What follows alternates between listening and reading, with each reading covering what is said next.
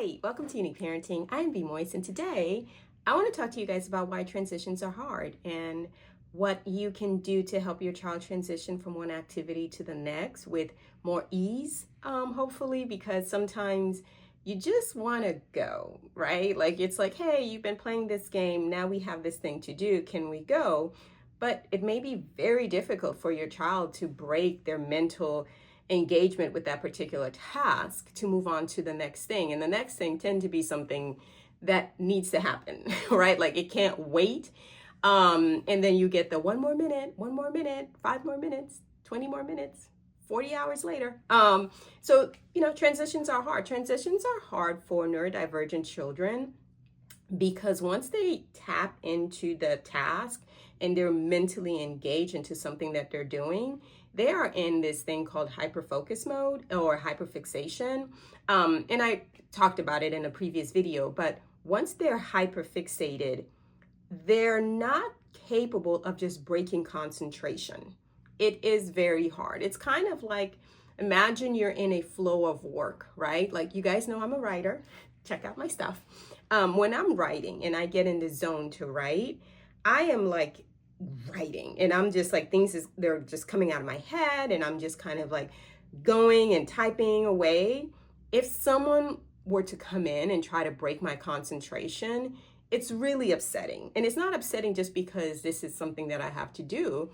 It's upsetting because now my brain is going to lose track of what it was doing and is going to lose track of what it was going to do or say, or like that's what's going to happen. So that's upsetting.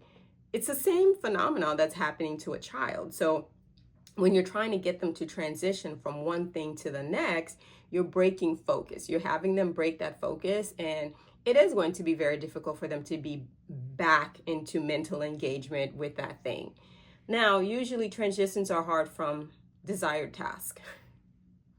No one is having a difficult time transitioning from something they don't want to do, because it's like, well, I didn't want to do this anyway, so yeah, I'll quit.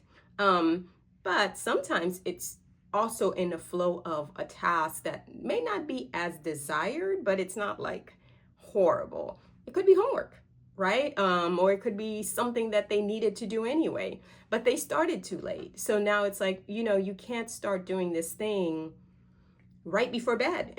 Like you have to go to sleep now. Sleep is important.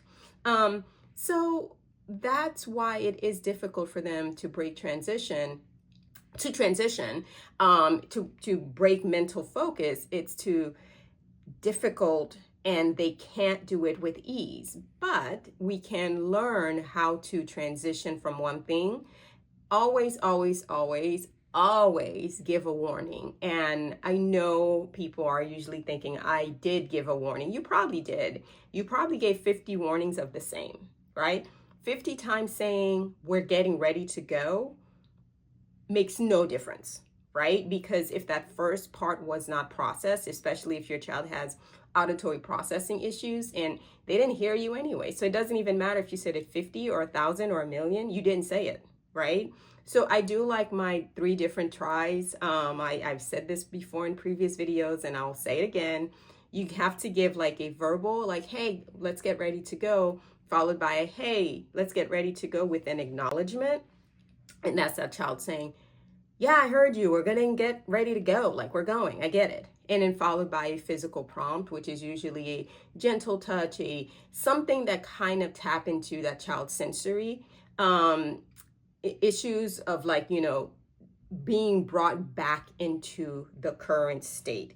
Because once you're in a task, you're fully engaged, transitioning is not going to be easy because you have to remove yourself from it. So a soft touch on the shoulder, if like a hey, standing in front of the child just to say like, hey, we're going to get ready to go. If your child doesn't prefer touch.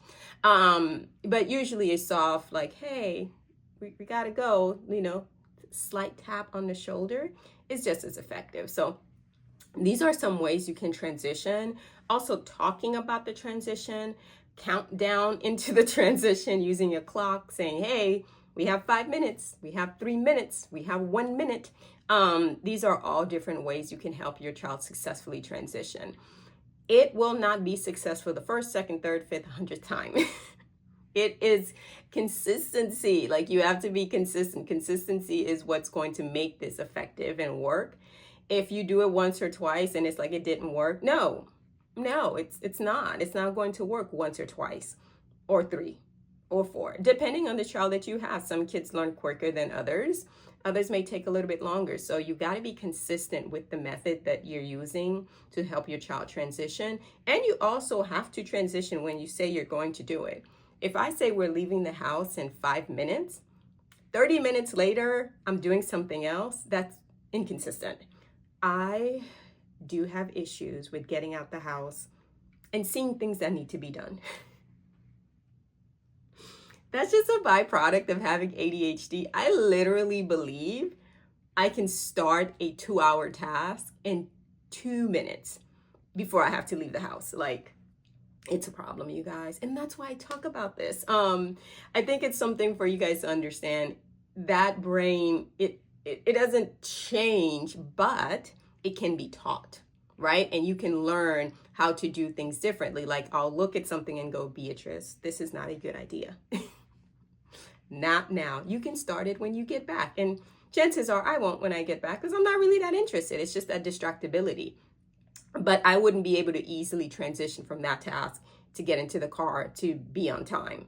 So that's the thing you're trying to teach your child. You can't start something that you can't transition out of in a short period of time. That's another, tip. Like, basically, don't start something when you don't have ample time that you can dedicate to it, right? If you have the time, sure. But if you do not, you cannot. And if you have the time and you need proper warning, you have to do that, because it's not going to be something that can easily be done, just because it's very hard for the neurodivergent brain to transition from one thing to another without experiencing an incredible amount of difficulty. So in the meantime, I want you all to enjoy your unique parenting journey with your unique child.